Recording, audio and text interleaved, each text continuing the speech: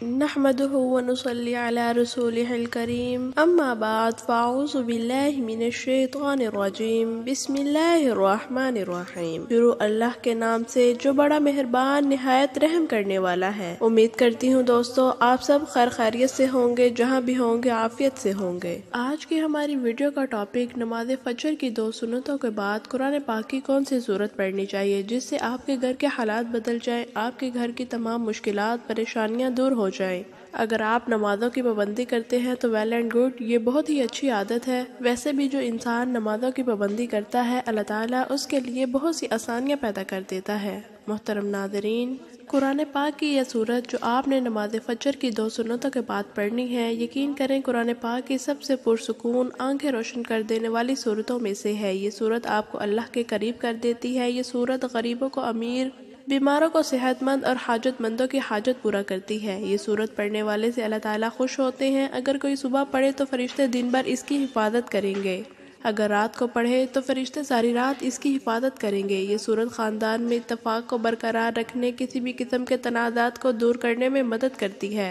یہ سورت مال اور ملازمت کے لیے قیمتی ہے۔ آج اگر کوئی اپنی زندگی میں کامیاب ہونا چاہتا ہے تو اس سورت کو روزانہ 1 مرتبہ صبح کی نماز کے بعد لازمی پڑھے۔ یہ قرآن پاک کی وہ سورت ہے جس کی تلاوت جنت میں اللہ رب العزت خود فرمائیں گے۔ صحیح مسلم میں روایت ہے کہ رسول اکرم صلی اللہ علیہ وآلہ وسلم نے فرمایا، جو شخص فجر کی نماز پڑھ لیتا ہے وہ اللہ کے ذمے میں آ جاتا ہے، یعنی وہ اللہ کی حفاظت میں آ جاتا ہے اور اسے کوئی بھی نقصان نہیں پہنچا سکتا۔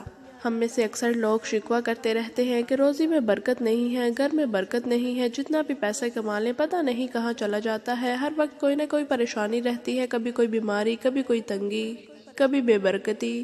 اکثر لوگ نماز فجر کی ادائیگی میں کوتاہی اور غفلت برتتے ہیں۔ فرمان نبوی کا مفہوم ہے کہ رزق تقسیم کرنے والا فرشتہ ہر صبح فجر کے وقت بندوں کا رزق لے کر زمین پر اترتا ہے، لہذا جو دروازہ فجر کے وقت کھلا ہوتا ہے فرشتے اس کا رزق دروازے پر رکھ کر چلے جاتے ہیں، اور جو دروازہ فجر کے وقت بند ہوتا ہے فرشتے اس کا رزق لے کر واپس چلے جاتے ہیں۔ حضور اکرم صلی اللہ علیہ وآلہ وسلم کے فرمان کے مطابق فجر اور عشاء کی نمازیں خیر و برکت سے معمور ہیں۔ ان دونوں نمازوں کی ادائیگی بے شمار نیکیوں اور ثواب کے ذخائر، رزق میں برکتوں کے خزانے جمع کرنے کے سبب ہیں۔ جیسا کہ رسول صلی اللہ علیہ وآلہ وسلم کا ایک اور ارشاد ہے کہ اگر لوگوں کو عشاء اور فجر کی نماز کا ثواب، اجر اور خیر و برکات معلوم ہو جائیں تو ان دونوں نمازوں میں ضرور آئیں، جس سے ہمیں فجر کے وقت اور نماز فجر کی اہمیت کا پتہ چلتا ہے۔ اگر نماز فجر میں پڑھا جانے والا قرآن اگر سمجھ کے بغور پڑھا یا سنا جائے تو وقت فجر کے تمام انوار و جلیات، قرآنی فیض و برکات مل کر اللہ کے وجود اور اس کی وحدانیت کی گواہی دیتے ہوئے محسوس ہوتے ہیں۔ ایسے ہی نبی کریم صلی اللہ علیہ وآلہ وسلم سے بھی نماز کی اہمیت و فضیلت اور نواریت کا پتہ چلتا ہے۔ آپ صلی اللہ علیہ وآلہ وسلم نے فرمایا،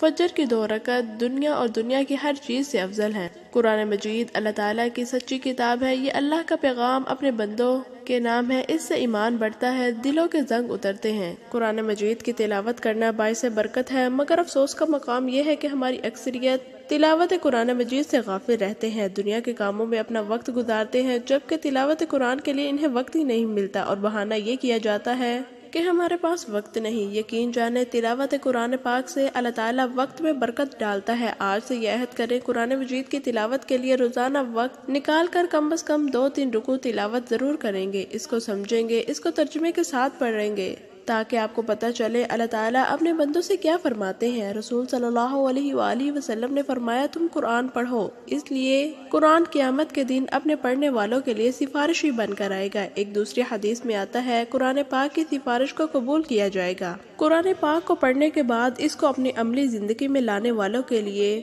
بھی جھگڑا کرے گا، نجات دلائے گا۔ رسول صلی اللہ علیہ وآلہ وسلم نے فرمایا، قیامت کے دن قرآن والے جو اس پر عمل کرتے ہیں ان کو لایا جائے گا، سورہ بقرہ اور سورہ آل عمران میں پیش ہوں گے اور اپنے پڑھنے والوں کی طرف سے جھگڑا کریں گے۔ قرآن کو جو لوگ مضبوطی سے تھام لیتے ہیں اللہ تعالیٰ ان کو بلند کر دیتا ہے، دنیا میں بھی عزت عطا کرتا ہے اور آخرت میں جنت میں داخل کرے گا۔ اور جو لوگ قرآن کی تلاوت تعلیمات سے دور ہوتے ہیں، اپنی زندگی اپنی مرضی چاہت سے بسر کرتے ہیں، تو پھر ایسوں کو اللہ تعالیٰ ذلیل و خوار کر دیتے ہیں۔ چنانچہ نبی کریم صلی اللہ علیہ وآلہ وسلم نے فرمایا، اللہ تعالیٰ اس کتاب قرآن مجید کی وجہ سے بہت سے لوگوں کو سر بلند فرمائے گا اور دوسروں کو ذلیل کرے گا۔ قرآن مجید کی تلاوت کرنے سے ہر حرف کے بدلے 10 نیکیاں ملتی ہیں۔ قیامت کے روز انسان ایک نیکی کے لیے مارا مارا پھرے گا، لہذا نیکیوں کے حصول کے لیے تلاوت قرآن پاک کو معمول بنانا چاہیے۔ رسول اکرم صلی اللہ علیہ وآلہ وسلم نے ارشاد فرمایا، جس نے کتاب اللہ کا ایک حرف تلاوت کیا اس کو ایک نیکی ملی، اور اس ایک نیکی کا بدلہ کم از کم 10 گنا ہے۔ میں نہیں کہتا کہ الف لام میم ایک حرف ہے، بلکہ الف ایک حرف، لام دوسرا حرف، میم تیسرا حرف ہے۔ قرآن مجید کو یاد کرنا، اس کو حفظ کرنا، اپنے سینے میں محفوظ کرنا سعادت مندی ہے۔ اللہ تعالیٰ ایسی سعادت ہم سب کو بخشے، آمین۔ آپ صلی اللہ علیہ وآلہ وسلم نے فرمایا، بے شک وہ آدمی جس کے دل میں قرآن کا کچھ حصہ نہیں، وہ ویران گھر کی طرح ہے۔ قرآن کریم کی تلاوت اجر و ثواب کا باعث ہے، چاہے پڑھنے والا اس کے معنی و مطالب کو سمجھتا ہو یا نہ سمجھتا ہو۔ اس کے ایک ایک حرف پر 10 نیکیاں ملتی ہیں، جیسا کہ حدیث میں فرمایا گیا ہے۔ تاہم یہ محض اللہ تعالیٰ کا فضل و کرم ہے کہ وہ ہر پڑھنے والے کو اجر عظیم سے نوازتا ہے، لیکن بغیر سمجھے پڑھنے سے ثواب تو یقیناً مل جاتا ہے، لیکن قرآن مجید کے نزول کا جو اصل مقصد ہے وہ اسے حاصل نہیں ہوگا۔ آج اس قرآن پاک کو پڑھنے والے لاکھوں نہیں بلکہ کروڑوں کی تعداد میں موجود ہیں، لیکن اس میں بیان کردہ اصول و ضوابط، تعلیمات و ہدایت کو سمجھنے والے کتنے ہیں؟ صرف تھوڑے سے ہیں، بہت تھوڑے۔ حالانکہ اللہ تعالیٰ نے فرمایا، ہم نے قرآن کو آسان کیا نصیحت حاصل کرنے کے لیے، کیا پس کوئی ہے نصیحت حاصل کرنے والا؟ ارشاد گرامی ہے، بے شک اللہ تعالیٰ اس قرآن کی وجہ سے کچھ لوگوں کو بلندی عطا کرے گا اور کچھ کو پستی۔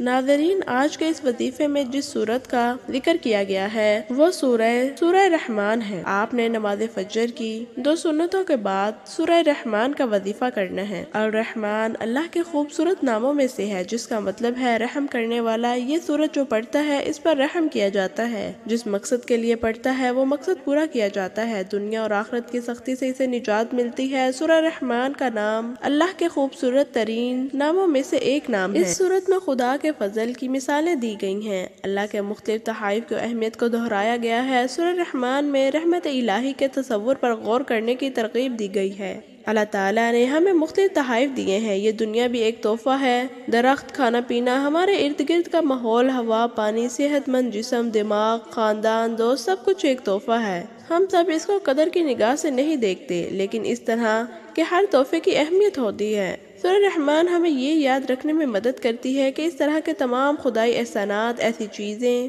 نہیں ہیں جن سے ہمیں غفلت برتنی چاہیے۔ یہ آیت دہرانے سے کیا تم اپنے رب کی کون کون سی نعمتیں جھٹلاؤ گے؟ یہ سورت ہمیں بتاتی ہے کہ ہمیں اپنے رب کی کسی بھی نعمت سے انکار نہیں کرنا چاہیے، جبکہ مشرکین مسلسل اللہ تعالیٰ کی نافرمانیاں کرتے ہیں اور مسلمانوں پر کھلے عام تشدد کر رہے ہیں۔ تم اپنے رب کی کون کون سی نعمت کو جھٹلاؤ گے؟ در حقیقت جھٹلانے والوں میں ایک مستقل نصیحت ہے جو غرور اور ناشکری میں اندھے تھے اور مسلمانوں پر بغیر کسی اشتعال کے حملہ کرتے اور قتل کر دیتے تھے۔ سورہ رحمان اللہ تعالیٰ کی رحمتوں کی لامحدود فہرست کو خوبصورتی سے پیش کرتی ہے، یہ دل کو چھو لیتی ہے اور سچے ایمان والوں کی آنکھوں میں آنسو لاتی ہے۔ انسانوں میں حق کو نظر انداز کرنے کی کمزوری ہے۔ ہم جانتے ہیں کہ ہر چیز فانی ہے، اس کے باوجود ہم دنیاوی دولت آسائشوں کے حصول میں دیوانہ ہیں۔ ہمیں اس بات کا علم ہونا چاہیے، اس زندگی میں ہمارے پاس جو کچھ ہے وہ مستقل نہیں۔ ہمارے خاندان، دوست ہمیں چھوڑ سکتے ہیں، اچھی صحت میں کمی آ سکتی ہے، ہماری دولت ختم ہو سکتی ہے،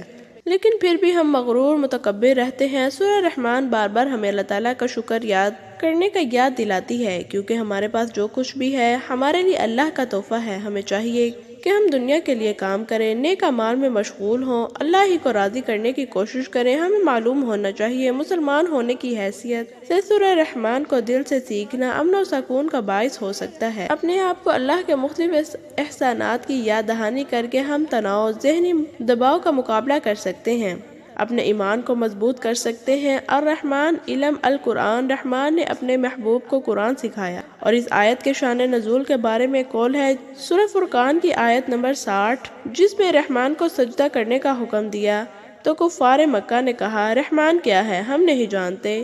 اس پر اللہ تعالیٰ نے سورہ رحمان نازل فرمائی کہ رحمان کہ جس کا تم انکار کرتے ہو وہی ہے، جس نے قرآن مجید میں فرمایا۔ اس کے علاوہ بہت سے اقوال موجود ہیں، لیکن وقت کی نزاکت کو مد نظر رکھتے ہوئے صرف اتنا ہی کہوں گی کہ جب بھی آپ نماز فجر ادا کریں، کم از کم ایک مرتبہ سورہ رحمان کو لازمی پڑھا کریں۔ پورا سال آپ اللہ تعالیٰ کی رحمت میں آ جائیں گے، اللہ تعالیٰ آپ پر رحم فرمائیں گے۔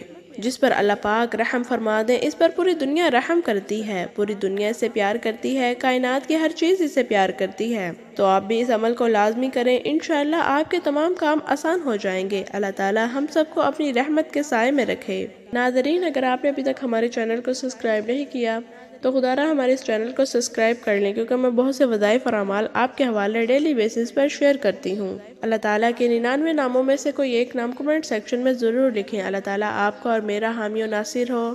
مجھے دیجیے اجازت، ملتے ہیں ایک نئی ویڈیو کے ساتھ۔ السلام علیکم ورحمۃ اللہ وبرکاتہ۔